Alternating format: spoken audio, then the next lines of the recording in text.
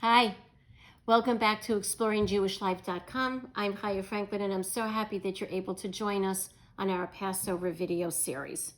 Tonight, I would like to discuss a little bit about the Seder plate, which is called the kaira, and the special foods that are put on this plate, and how we can reimagine how our ancestors were by actually partaking of these different foods or reminding ourselves of what these foods actually represent.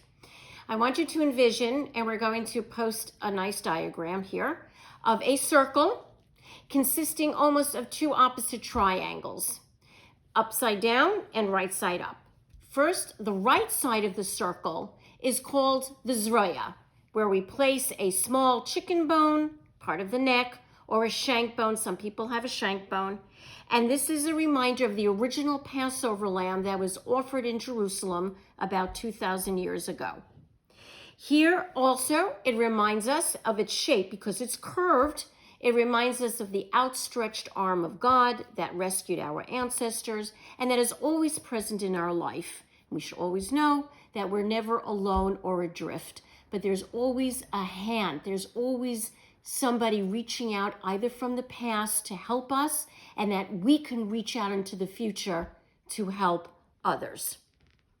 We don't partake of that meat simply because we're just reminding ourselves of the past and of the future that one day will be.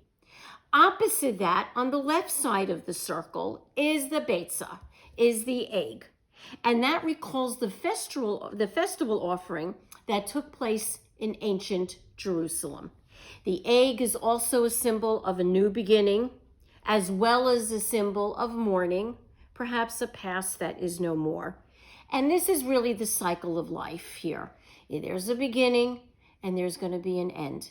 But if we're here at the Seder table, then our future is already here for us. It's a new beginning. This is actually the first food that we eat at the Seder, and we dip this in salt water to remind us again of tears. Sometimes the past can make us cry. In the middle of the circle is moror, which is the romaine lettuce, is commonly used. And this, of course, represents our pain and the bitterness of slavery, tears, and suffering.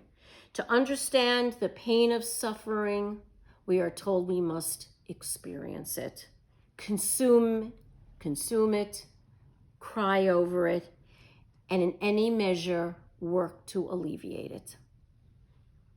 The charoisis is placed under the bone on the lower part of the circle, and that's a mixture that we commonly know that's comprised of some apples, pears, some walnuts, and of course a little bit of wine. Now, of all the items on the Seder plate, the charoisis is really the most enigmatic. This sweet mixture that we all remember, what does it represent? It actually represents the cement that our ancestors had to mix to build the pyramids for the Egyptians. And we know that when they ran out of this mortar, they would entomb Jewish infants instead. Now, charoisis is the only food on the Seder plate that is not eaten besides the bone. We dip matzah and we dip moror in the charoisis, but we have to ultimately shake it off because charoisis, more than any other Seder food, represents this ultimate quandary.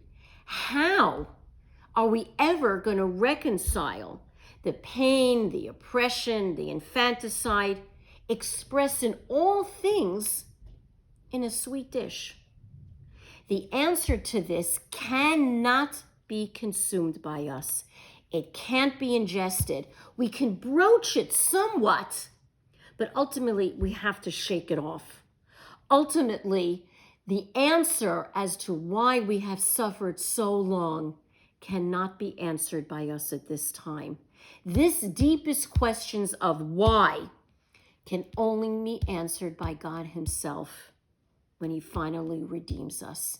And yet, the hint and the hope is here on this night and at this meal, that in the midst of despair, we hold on to the belief that somehow the sweetness, the ultimate purpose of this pain will one day be finally answered. Now we have karpas, which is opposite the charosis, on the bottom part of the circle.